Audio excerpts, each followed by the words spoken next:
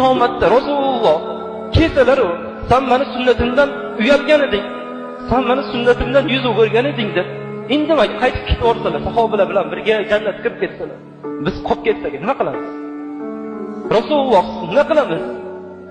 Rasululloh jannatga sahobalar bilan Abu Bakrlar bilan kirib ketsalar, biz qolib ketsak qiyomat kuni.